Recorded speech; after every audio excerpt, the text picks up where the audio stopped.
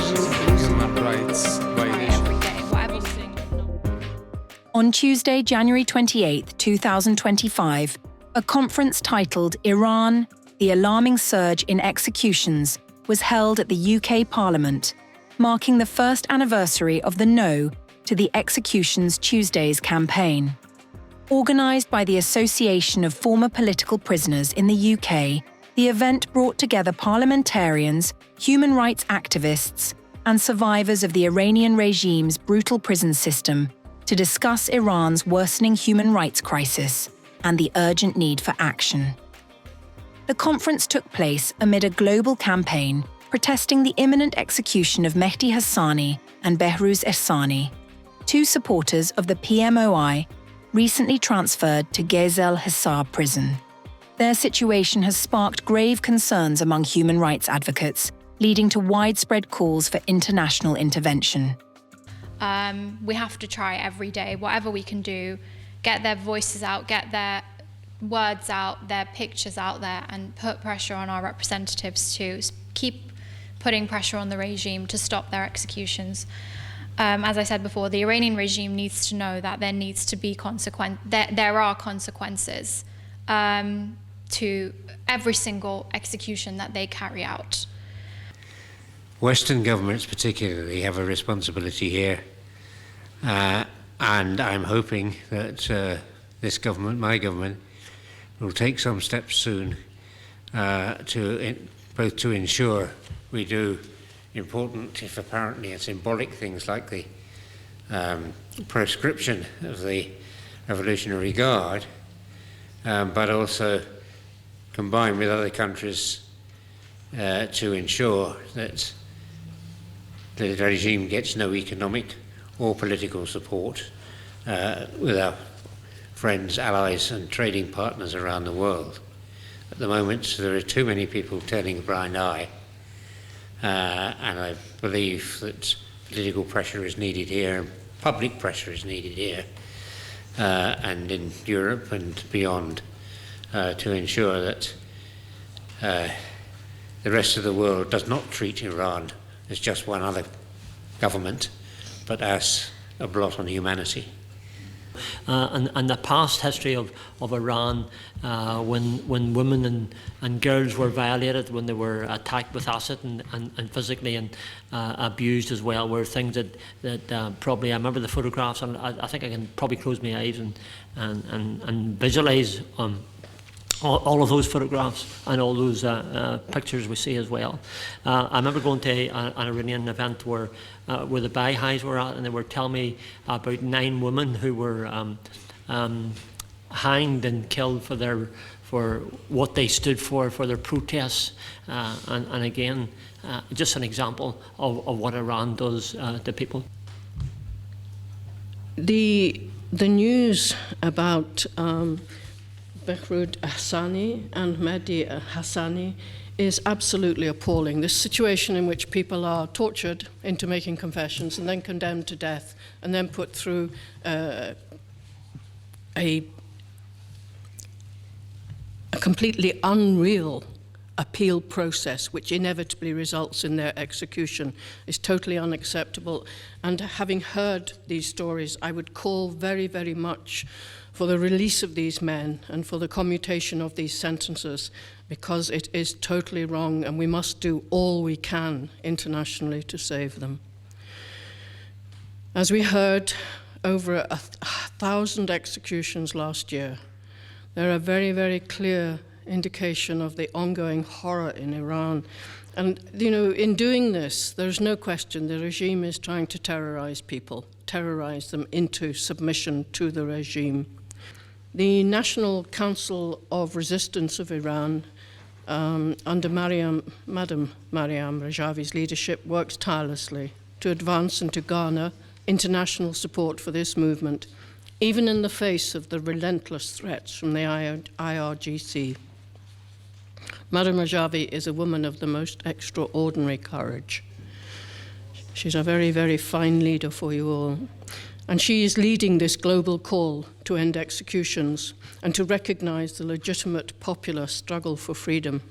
The United Kingdom must stand with the Iranian people by taking 2 overdue actions for which we have called repeatedly: proscribing the IRGC as a terrorist organization, as I think the United States and Canada have done, and leading the international efforts at the UN to hold the regime accountable under international law.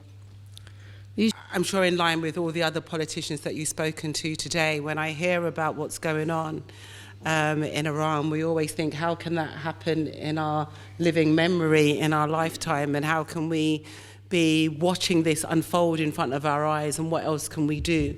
And although obviously there's things that, you know, we can't directly interfere with other countries' regimes, we can voice our displeasure, discomfort, disgust at what is happening. So you have my full support, and I have wonderful representatives of the community in Brent East, and you know, you will always have my full support.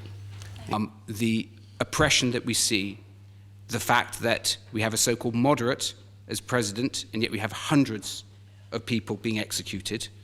Of course, the complete denial of rights in the face of the completely legitimate demands of the Iranian people for a say in their own future is just heartbreaking. We absolutely must remember is that just months ago, we would not have believed that the brutal Assad regime would have been swept away, and the international actors who were propping up that regime, despite all the legitimate claims of the Syrian people, who would have believed that?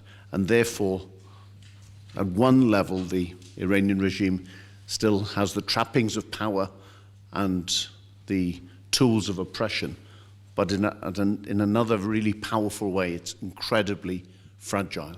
And that makes our task now so much more important. All citizens of Iran face significant limitations on their fundamental freedoms at the hands of the oppressive regime.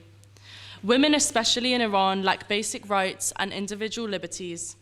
And the penalty for not following or for actively resisting the severe government-imposed restriction is torture, assault, and execution.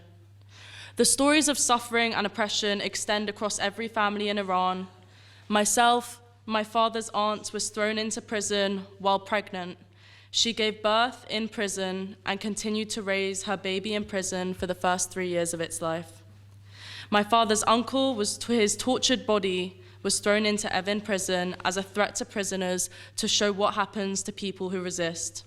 The suffering really does run as far as it runs wide.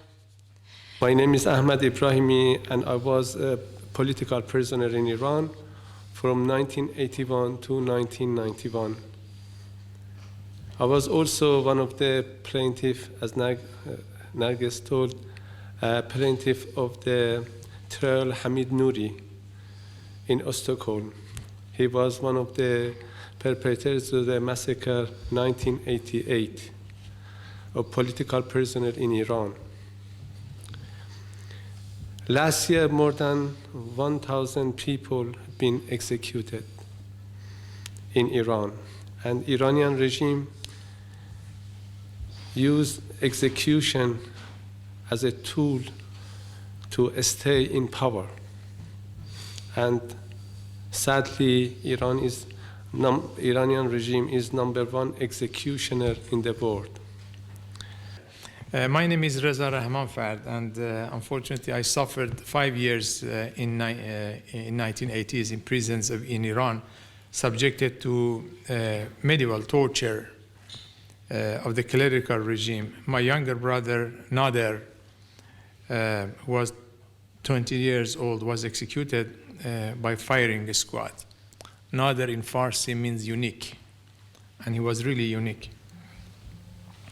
He was executed in August 1982 in front of 3 other prisoners who were forced, to come and watch, to witness the scene. Afterwards, a few witnesses who were survived told me that he stood courageously in front of a fire squad and refused to have his eyes blindfolded. He remained loyal to his cause until his last breath, 19 years old. Today, we are voice of the voiceless. All people inside the Iran in prison, I feel by my body what's the situation. Anytime they open the door, they think, oh, they want to bring me to execution. And it is happening for Saeed Masuri in last 25 years. Here is not just me and Reza, and all, I saw all my friends, they're Munir, 4 years in prison, Mahmoud, 7 years in prison, and all other people, many in political prison in Iran. So we want to finish this atrocity in Iran, and I hope we can be voice of the voiceless. Thank you very much for listening to me.